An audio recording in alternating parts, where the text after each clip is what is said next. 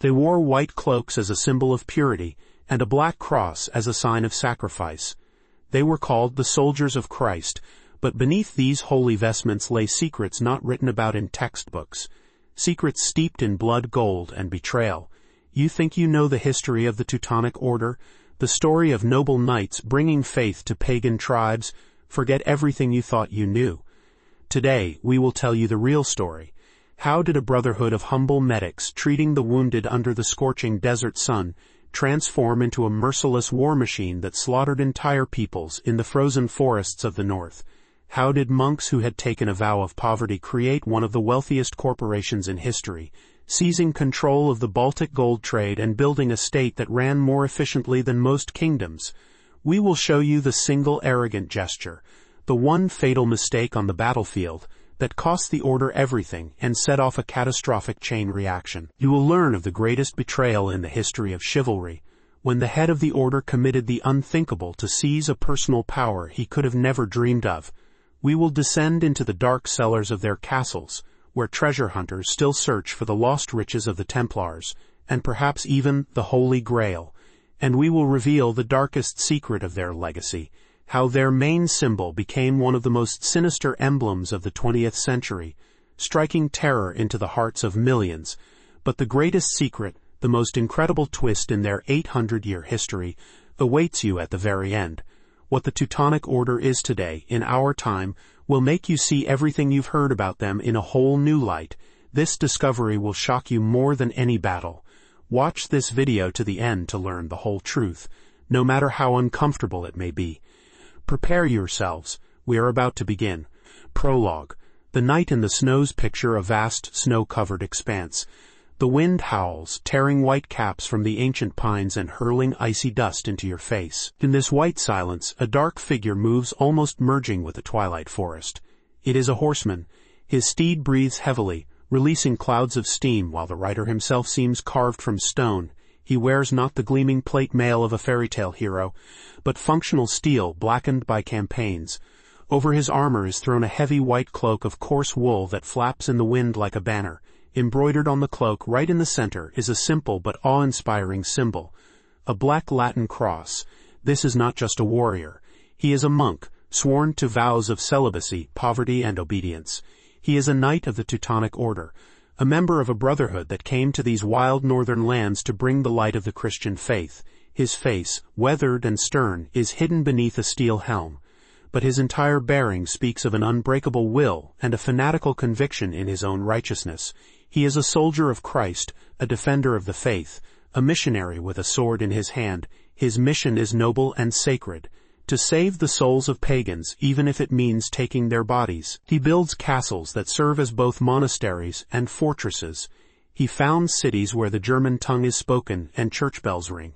He brings civilization to a place where, in his view, only barbarism and idolatry reign. This is one side of the image, idealized and magnificent, the one that inspired thousands across Europe to leave their homes and journey to the distant cold lands of Prussia for a holy war. But one need only look closer at that white cloak, and other stains begin to appear. Not just the mud of the road, but crimson blotches. Trailing behind this knight is a wake not only of prayers and baptisms, but of smoke from burned villages, the groans of conquered tribes, and the tears of widows and orphans. To many, he is not a savior, but a merciless conqueror. Not a missionary, but a colonizer whose faith is merely a pretext for seizing land, and whose black cross is a symbol of oppression and enslavement. So who were these men in truth? Pious warriors, guided by a higher purpose, or cold-blooded pragmatists who built one of the most effective state machines of the Middle Ages on a foundation of bone and faith? Were they the vanguard of European civilization, or its cruelest instrument? This question has no simple answer, for the truth is woven from contradictions. To begin to unravel this knot, we must leave the snow-covered forests of Prussia and travel thousands of kilometers south, under the scorching sun of the Holy Land. It was there, amidst sand, blood, and desperate prayers, in the crucible of the Crusades, that an idea was born, one destined to redraw the map of Europe and leave a mark that has not faded to this day. Chapter 1. A seed in the desert. We are at the end of the 12th century, in the fortress city of Acre on the Mediterranean coast. This is the last stronghold of the Crusaders in the Holy Land. a simmering melting pot of warriors, merchants, pilgrims, and adventurers from all over Europe. The air is thick with the smells of spices, sewage, incense, and the salt sea. A multilingual clamor fills the streets, and amid this chaos, during another long and grueling siege of the city, an event occurs that at first seems insignificant. German knights and merchants from the cities of Lübeck and Bremen, seeing the suffering of their sick and wounded countrymen who have no shelter, establish a field hospital. They use the sails from their ships to make tents and begin to care for the sick. Their mission is simple and clear: charity. They are not thinking of conquest or power. Their task is to alleviate the suffering of their neighbor in the name of the Lord. This is the very seed from which the mighty tree of the Teutonic Order will grow. Initially it was called the Order of the Hospital of St. Mary of the German House in Jerusalem. The name is long, cumbersome, but it accurately reflects its essence. A hospital for Germans. Its first members are not battle-hardened aristocrats, but rather pious burghers, healers, and administrators. Their symbol, a black cross on a white background, already carried a duality. The white symbolized the purity and mercy of the hospital, while the black cross represented sacrifice and the readiness to serve Christ to the end. But the Holy Land was not a place where one could long remain a simple healer. Reality dictated its own terms. Constant skirmishes with the Saracens, the need to protect pilgrims and their own holdings, forced the Hospitaller brothers to change. Following the example of the already powerful orders, the Templars and the Hospitallers, the Teutonic Order militarized. The Pope officially confirmed it as a military monastic order. Now its members were divided into knights, who came from noble families and performed military service, and priests, who were responsible for spiritual life. But they still remained monks who had taken vows. This synthesis of monasticism and knighthood was a unique phenomenon of its time. By day they could be fighting in a brutal skirmish, and by evening they would gather in the chapel for common prayer. They were subject to the strictest discipline, owned no personal property, and their lives were entirely dedicated to the service of the order. And it is at this moment that a man who would define the order's future for centuries to come steps onto the historical stage. The fourth Grand Master, Hermann von Salza. Chapter 2. The architect of an empire, Hermann von Salza was not your typical fanatical crusader. He was, above all, a brilliant politician and diplomat. Hailing from a minor family of Thuringian ministerials, he possessed a sharp mind, incredible insight, and a talent for finding common ground with the most powerful people of his era. He became the closest advisor and friend to the Holy Roman Emperor Frederick II Hohenstaufen, one of the most vibrant and controversial figures of the Middle Ages.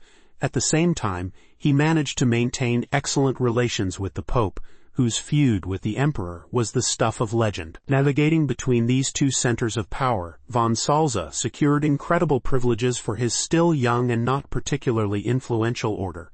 He understood something many others did not. The age of crusades in the Holy Land was coming to its logical conclusion. Holding on to patches of land thousands of kilometers from Europe was becoming increasingly difficult and pointless. The order needed a new purpose, a new land where it could not just fight as an auxiliary force, but build something of its own, something strong and lasting. And fate presented him with just such a chance. First came an offer from King Andrew II of Hungary. He invited the Teutonic Knights to protect his eastern borders in Transylvania from the raids of the nomadic Cumans. The knights enthusiastically took up the task. As always, they acted methodically and effectively. They built castles, invited German colonists, and established order, but they were too good at their job. Their efficiency and their ambition to create their own state on Hungarian soil, subordinate directly to the Pope and independent of the king, raised serious concerns among the Hungarian nobility. After just a few years, the order was ignominiously expelled from Hungary. It was a painful but valuable lesson. Hermann von Salza understood. To build your own state, you must go where there is no strong royal authority capable of showing you the door at any moment.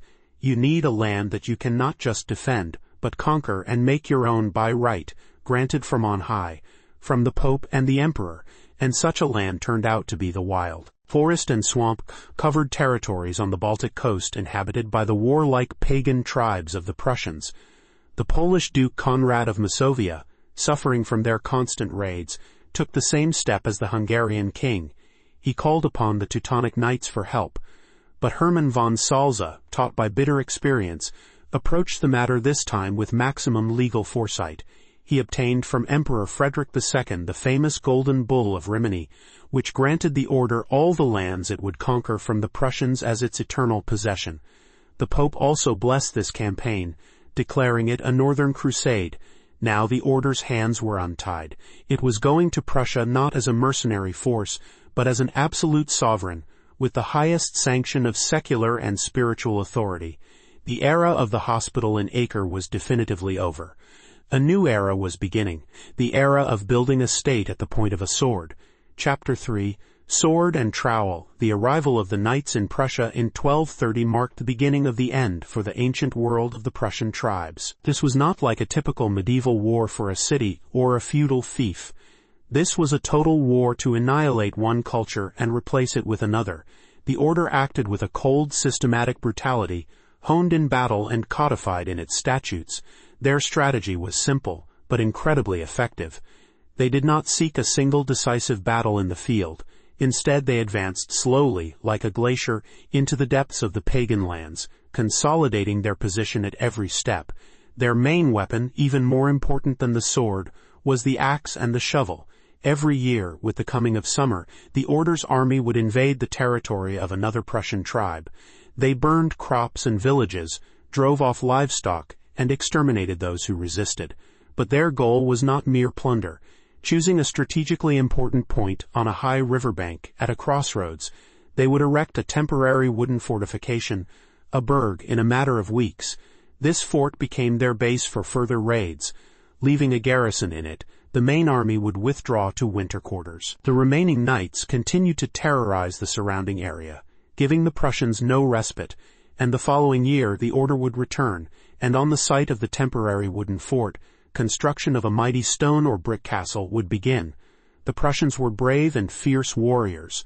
They staged numerous uprisings that lasted for years and brought the order to the brink of ruin.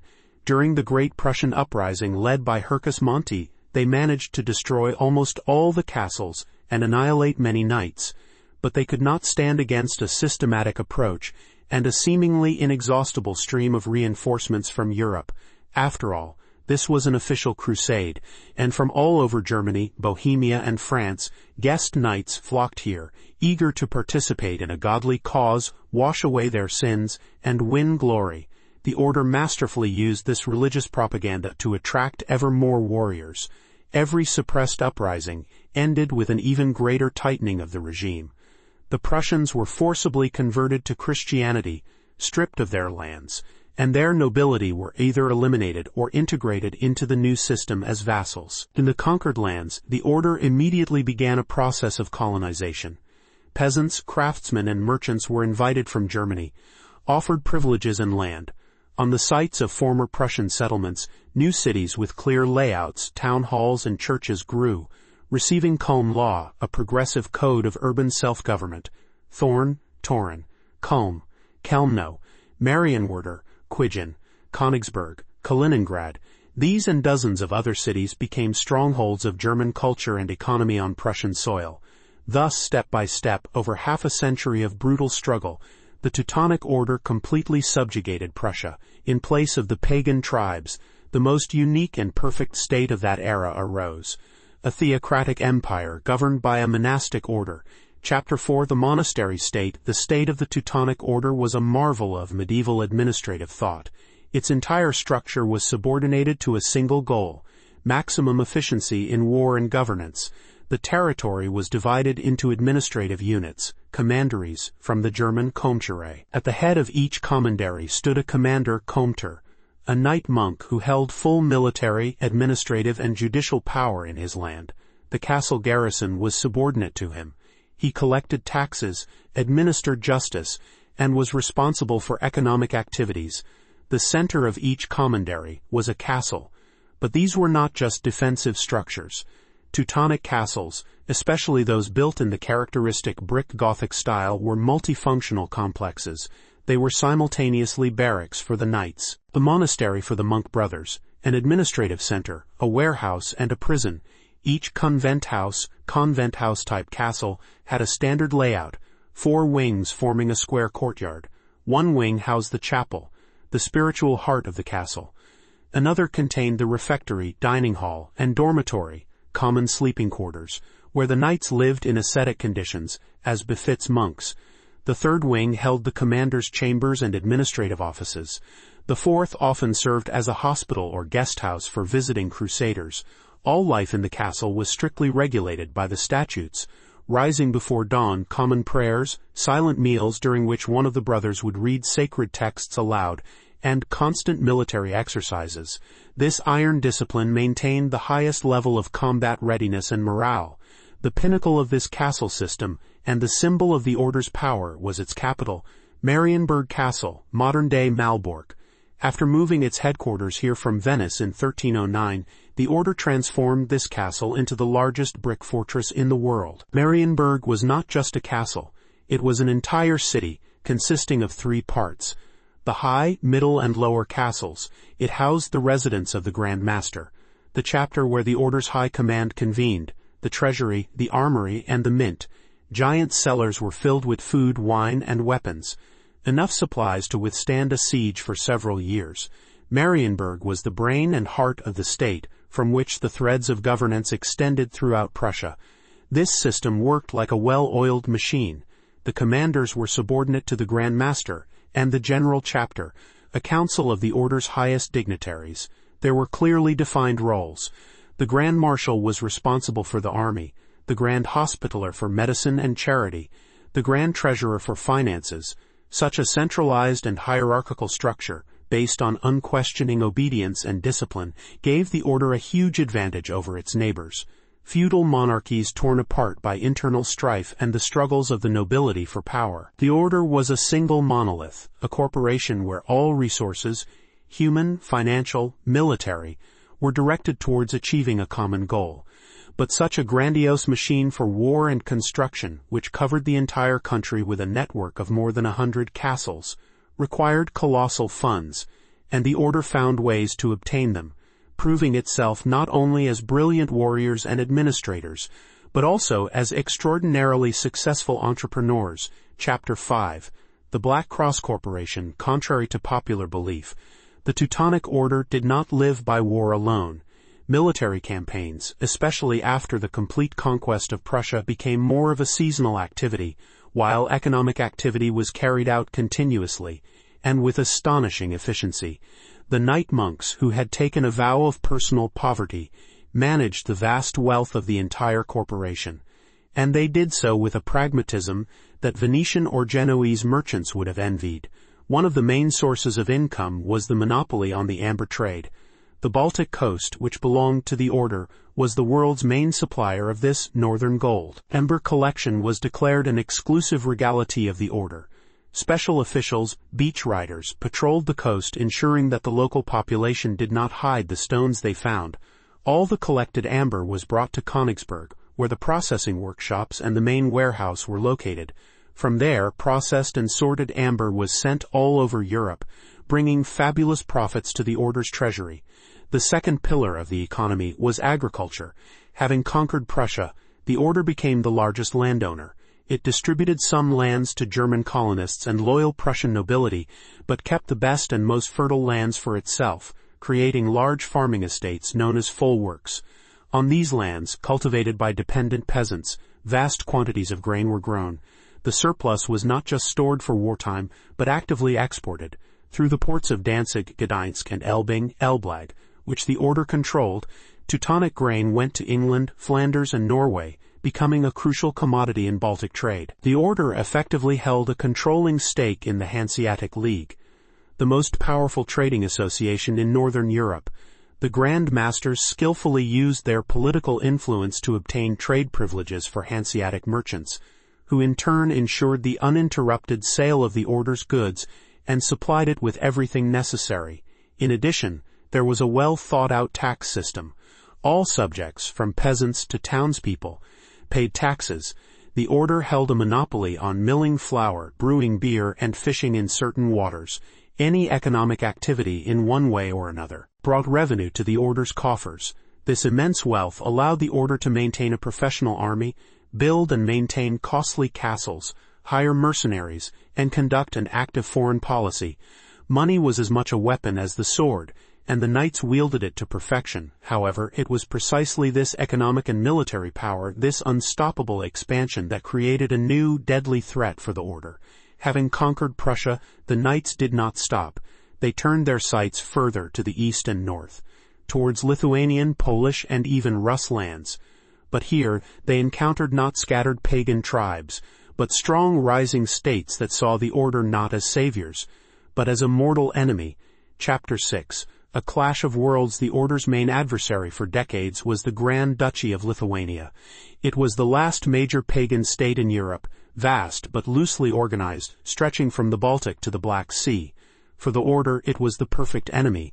As long as Lithuania remained pagan, campaigns into its territory, risen, were considered a godly deed and attracted knights from all over Europe. These raids turned into a kind of brutal chivalric sport.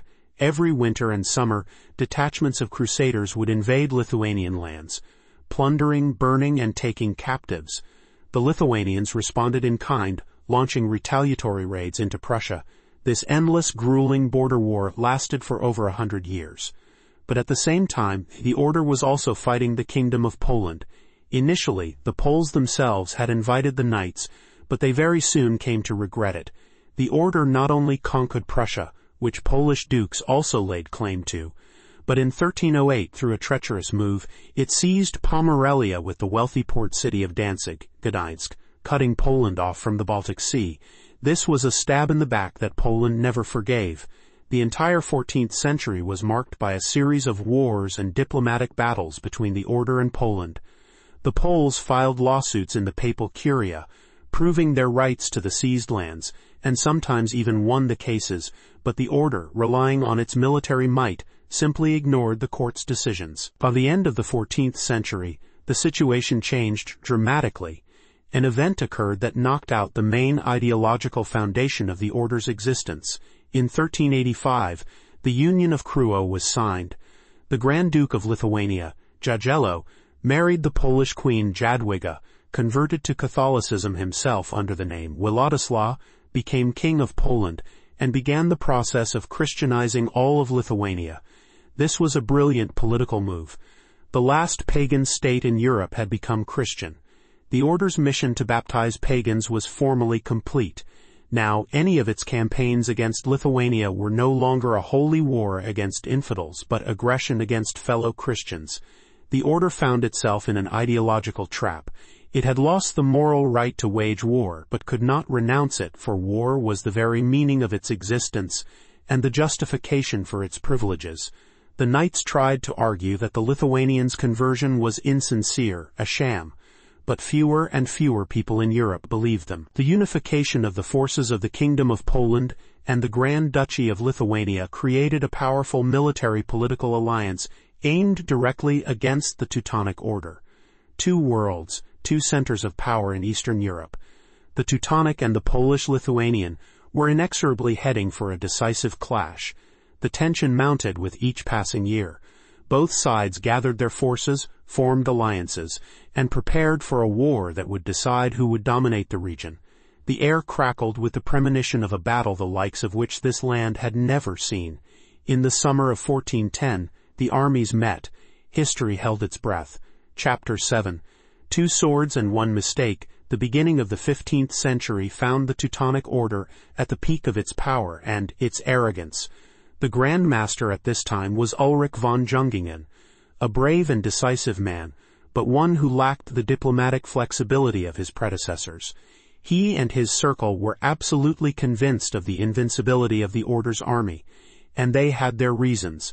The Order's army was considered the most modern and disciplined in Europe. Its core consisted of heavily armored knight brothers encased in the finest Milanese plate, fighting in close formation. They were supported by numerous detachments of guest knights from all over Europe, who had come for glory, as well as well-trained mercenaries and vassal troops. The Order was one of the first in Europe to actively use field artillery, bombards that fired stone cannonballs. This entire military machine had been refined through decades of continuous warfare and was controlled from a single center. In the spring of 1410, after another series of border conflicts and mutual accusations, the Great War became inevitable. The Polish king Władysław Jagiello and his cousin, the Grand Duke of Lithuania Vytautas, assembled a massive army, unprecedented for its time. It included Polish knights, Lithuanian boyars, Rus regiments from Smolensk, Tatar cavalry, and Czech mercenaries, a motley multilingual force united by a common hatred for the order. In early July, this gigantic force crossed the Prussian border and marched directly on the capital, Marienburg. Ulrich von Jungingen, gathering all his forces, went out to meet them. On July 15, 1410, the two armies met on a pilly field located between the villages of Grunwald, Tannenberg, and Ludwigsdorf. The Order's army was somewhat smaller in number, but better armed and organized. The knights took up a favorable position on a hill, placing their artillery and crossbowmen in front. The Allied army positioned itself opposite in the low ground, partially covered by the forest. For several hours the opponents stood facing each other under the scorching July sun. Nerves were stretched to the limit. And then Ulrich von Jungingen made his famous, arrogant, and fateful gesture. To provoke the Poles and Lithuanians into attacking, he sent two heralds with two naked swords to King Jagiello. It was a knightly challenge, full of contempt, meaning, if you lack the courage or the weapons to start the battle here, we will help you. Jagiello accepted the gift, saying that he would accept both the swords and victory with God's help. This moment became the point of no return. The battle began. The first to break under the tension were the troops of the Grand Duchy of Lithuania under the command of Vytautas. The Lithuanian and Tatar cavalry crashed like an avalanche onto the left flank of the Teutonic army. They were met by a volley from the bombards, which, however, did little damage, and a wall of spears and steel from the Knight brothers. A brutal, chaotic melee ensued. For an hour, the Lithuanians desperately tried to break through the Crusaders' line, but they stood like an unbreakable wall. In the end, unable to withstand the losses and the iron pressure, the Lithuanian regiments faltered and began to retreat, which then turned into a full-blown rout. For many in the Order's army, this was a moment of triumph. The knights, confident of an easy victory, broke formation and charged in pursuit of the fleeing pagans. This was their fatal mistake. The Lithuanian retreat, as many historians believe, was a feigned one, a pre-planned tactical maneuver typical of the Tatar and Lithuanian schools of warfare. At the same time, in the center and on the right flank, the main battle erupted. The heavy banners of the Polish knighthood clashed head-on with the main forces of the Order. It was a battle of titans. The clang of steel, the crunch of breaking lances, the neighing of horses, and the screams of men merged into a single, terrifying roar. At one point, the Crusaders managed to push back the Poles and even capture the main royal banner with the white eagle, which was considered a harbinger of defeat. But the Polish knights, showing incredible courage, recaptured their standard. At this critical moment of the battle, when the outcome hung in the balance, two decisive events occurred. First, the fleeing Lithuanian troops, led by Vytautas, turned around and struck the rear and flank of the knights who had been drawn into the pursuit. Second, Ulrich von Jungingen, seeing that victory was slipping away, made a desperate decision. He personally led a reserve of 16 elite knightly banners and threw them into one last, decisive charge aimed directly at the position of the Polish king, Jagiello. It was a gesture of desperation and, at the same time, of the highest knightly valor. However, the maneuver was spotted. The Polish and returning Lithuanian regiments closed a ring around the Order's elite units. The final, bloodiest act of this drama began. The knights, surrounded on all sides, fought with the fury of the doomed. But the odds were against them. In this melee, the Grand Master Ulrich von Jungingen himself was killed. His death, along with the deaths of almost the entire leadership of the Order, the Grand Marshal, the Grand Commander, the Treasurer, and hundreds of knight brothers, decapitated the army and broke its spirit. What had begun as a battle turned into a slaughter. The field at Grunwald was strewn with bodies in white cloaks. The myth of the Teutonic Order's invincibility was shattered in a single day. Chapter 8. The long agony, the defeat at Grunwald, was a catastrophe of unprecedented scale for the Order. It was not just a military setback, it was the collapse of the entire system. In a single day, The order lost its military leadership, the flower of its knighthood, and, most importantly, its reputation. The news of the rout spread like wildfire through Prussia, causing panic and confusion. Cities and castles, deprived of their garrisons which had fallen on the battlefield, began to surrender one after another to the advancing Polish-Lithuanian army. It seemed that the Crusader state was living out its final days. King Jagiello and Duke Vytautas led their army to the heart of the order, to the impregnable Marienburg. They were confident that the capital, deprived of its defenders and leadership, would fall as easily as the other fortresses. However, they underestimated one man and the resilience of the system itself. This man was Heinrich von Plauen, the commander of Schwett's castle. Hearing of the disaster, he did not succumb to panic. Gathering the surviving detachments, he made a forced march to Marienburg and managed to enter the capital just a few days before the arrival of the Allied army. He immediately organized the defense, proving himself to be an energetic and ruthless leader. He ordered the suburbs to be burned to deny the enemy cover, gathered everyone capable of bearing arms, and with his iron will, he breathed hope into the demoralized garrison. A 2-month siege of Marienburg began. Jagiello brought artillery to the castle walls, which maintained a continuous bombardment, but the mighty walls of the fortress, built to withstand the severest trials, held firm, and inside the castle, Heinrich von Plauen managed to maintain the strictest discipline. Time was on the order's side. Problems began to brew in the vast and motley Allied army. Provisions were running out, and an epidemic of dysentery broke out. The mercenaries demanded pay, and the knight militia, believing the war was already won, wanted to return home for the harvest. Vytautas was the first to leave with his Lithuanian regiments. Soon, seeing the futility of a continued siege, Jagiello was forced to retreat. Marienburg had held. Heinrich von Plauen had saved the order from complete annihilation and was elected the new Grand Master. However, the price of salvation was enormous. In 1411, the first Peace of Thorn was concluded. Its terms were surprisingly lenient. The order renounced some territories and had to pay a gigantic indemnity for the ransom of captive knights. But it was this indemnity that became the noose around the neck of the order's state. To raise the necessary sum, von Plauen was forced to drastically raise taxes, which caused discontent among the cities and the secular nobility, who had already suffered from the war. A long and painful process of decline began. The order lost its offensive power, its treasury was empty, and its authority was undermined. Internal contradictions, which had previously been smoothed over by constant victories and wealth, now came to the surface. The Battle of Grunwald had broken the back of the Teutonic Leviathan, and although it was still alive, its agony would stretch for nearly a century. And it was in this atmosphere of decline, in the shadow of crumbling castle walls, that the darkest and most alluring legends and mysteries that shrouded the order were born. Chapter 9, Rebellion and a Sell-Off. The post-war decades were a time of slow decline for the order. The financial crisis caused by the indemnity payments was just the tip of the iceberg. The systemic problems ran much deeper. The cities of Prussia, such as Danzig, Thorn, and Elbing, had grown into rich and influential centers of trade and members of the Hanseatic League during the order's prosperity. They had become accustomed to a certain degree of freedom and self-government. Now, as the order tried to replenish its coffers by tightening its grip, imposing new taxes, and restricting their privileges, the cities began to offer increasingly active resistance. In 1440, they, along with the disaffected secular nobility, united to form the so-called Prussian Confederation, a league created to defend their rights and freedoms from the arbitrary rule of the order's administration. This was an open rebellion of subjects against their rulers. The order tried to fight the Confederation, outlawed it, and sought support from the Pope and the Emperor, but it was too late.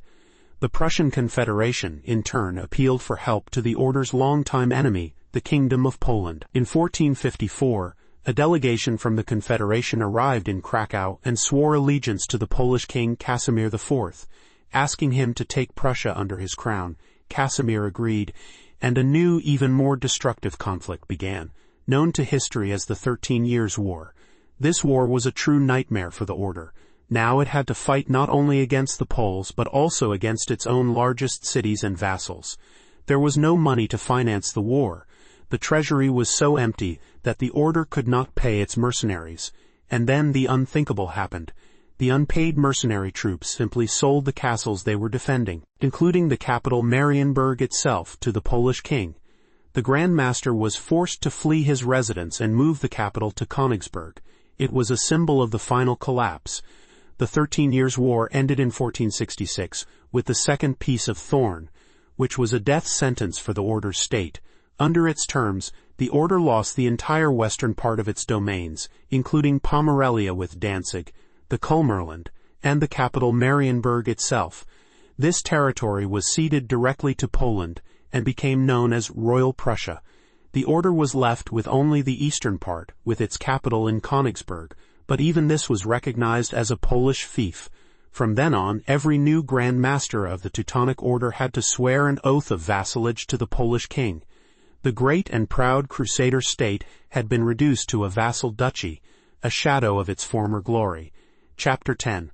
The Great Betrayal, the beginning of the 16th century, brought a wind of change to Europe, one that would soon grow into the storm of the Reformation. Martin Luther's ideas about reforming the Church, rejecting the Pope's authority, and secularizing church lands found an ever-growing audience, especially in Germany. And these ideas could not fail to penetrate the walls of the Teutonic Order's castles. In 1511, a young and ambitious aristocrat from an influential German dynasty, Albert of Brandenburg-Ansbach, was elected Grand Master. He was chosen in the hope that his family ties to the Polish king Sigismund I, Albert was his nephew, would help weaken the vassal dependency, and his influence in the empire would attract new forces. However, Albert, a man of the new era, thought not like a medieval monk knight, but like a secular Renaissance ruler. He was burdened by his vassal status and sought a way to get rid of it.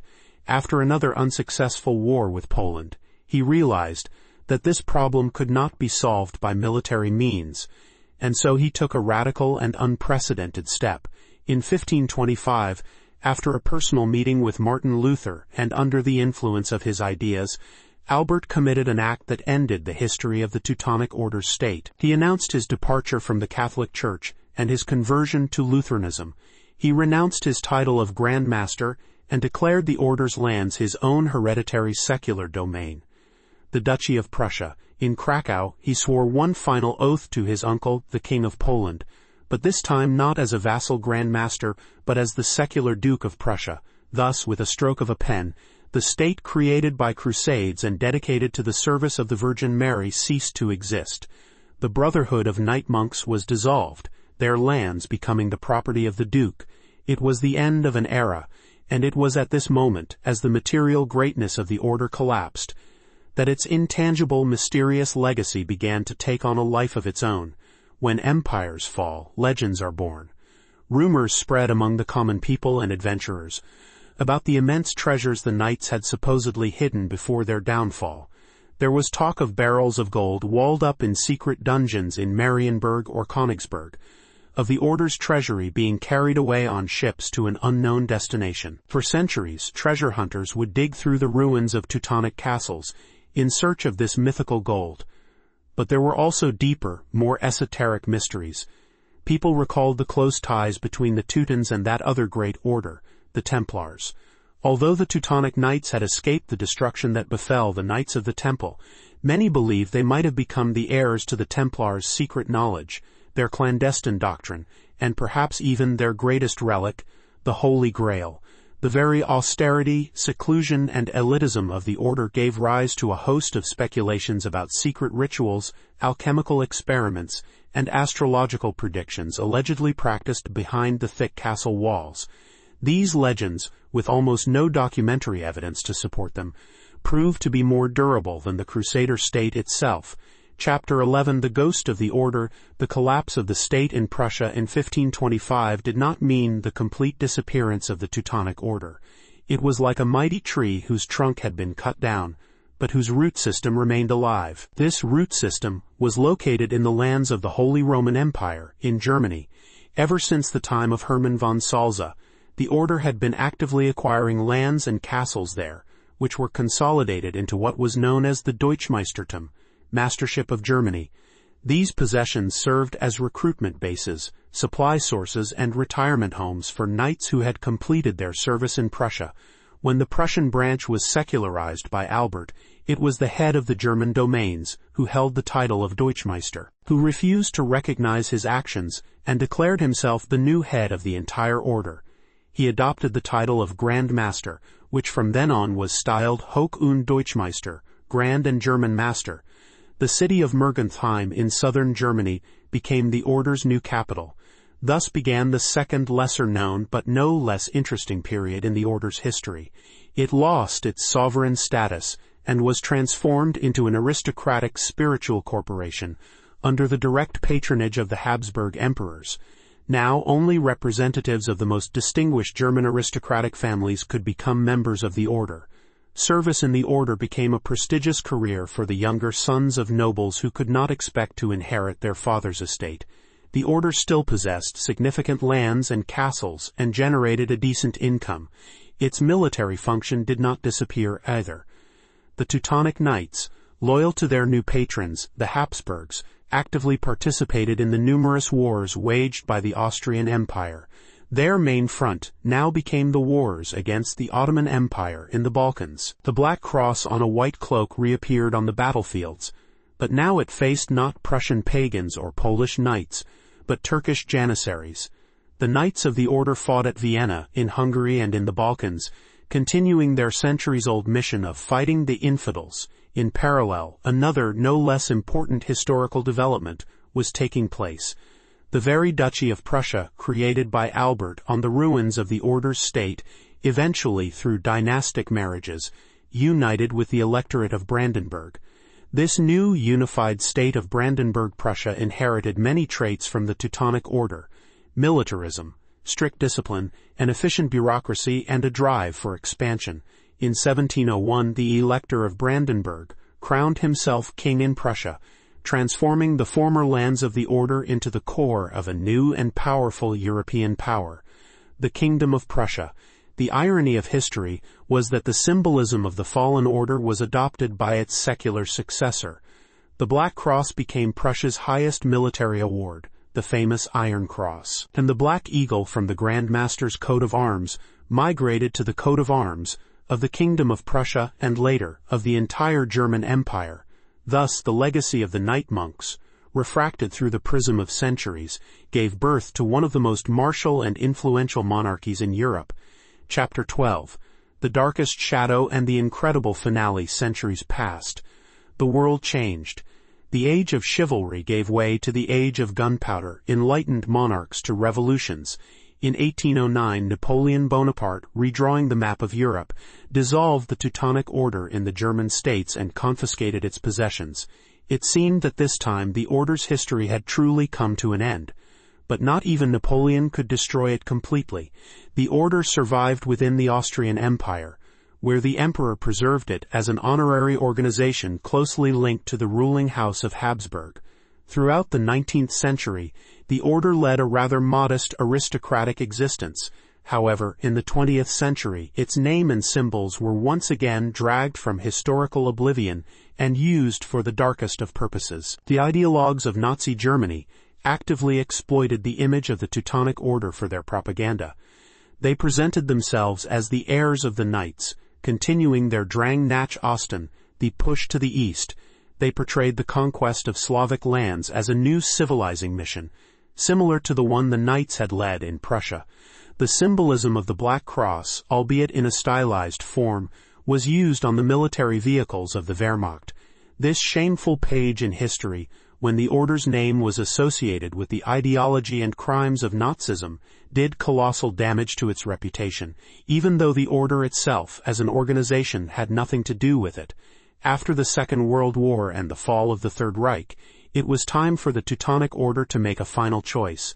In 1929, even before these tragic events, Pope Pius XI had carried out a reform, definitively transforming the order from a chivalric one into a purely spiritual priestly one. After the war, this process was completed. The order completely and unconditionally renounced its military past and its aristocratic character. An astonishing, almost unbelievable historical circle was closed. The organization that was born almost 8 centuries ago as a small hospital in Acre that passed through centuries of conquest, empire building, wars, and political intrigue, finally returned to its origins. Today, the headquarters of the Teutonic Order is located in Vienna, in a modest building next to St. Stephen's Cathedral. It is no longer a military organization, but a purely religious Catholic one. Its members, priests, monks, and nuns, do not wear armor or wield swords. They run hospitals, homes for the elderly, and schools, and are engaged in pastoral and charitable work in Austria, Germany, Italy, the Czech Republic, and Slovenia. Their mission today, as it was at the very beginning, is mercy and helping those in need. So, who were they? The Knights of the Teutonic Order. Holy warriors or merciless conquerors? The answer, as we have seen, cannot be simple. They were both at the same time, for their history is a mirror reflecting all the complexity and contradiction of human nature, and of European civilization itself. They were a product of their harsh era, a time when faith was inextricably linked with violence, and mercy could go hand in hand with cruelty. Their fanatical devotion to their mission allowed them to achieve the impossible, to build from scratch one of the most advanced states of their time in a wild land. Their discipline, organizational talent, and administrative innovations were centuries ahead of their time, and laid the foundations for the future Prussian state, which in turn determined the fate of Germany and all of Europe. Their red brick castles still stand on the shores of the Baltic, silent witnesses to their former power, capturing the imagination with their stark beauty and engineering genius. But behind this facade of greatness lies another truth. The truth of forced conversions, of the annihilation of entire peoples and cultures, of a colonial policy where the end justified any means, however cruel. To the Prussians, Lithuanians, Poles, and Russ, they were not bearers of civilization, but a dark force that brought enslavement. Their legacy is twofold. It is one of magnificent cathedrals and abandoned battlefields. It is one of progressive laws, and the memory of burned villages. It is both an example of incredible corporate efficiency and a warning of what an idea can become when taken to the point of fanaticism. The history of the Teutonic Order is an eternal reminder of how dangerous it is to divide the world into black and white, into us and them, into civilization and barbarism. It shows how easily faith can become an instrument of power, and the pursuit of order an excuse for violence. The knight in the white cloak with the black cross will forever remain in history as a potent and unsettling symbol, in which the greatest aspirations and the darkest abysses of the European spirit are inextricably intertwined.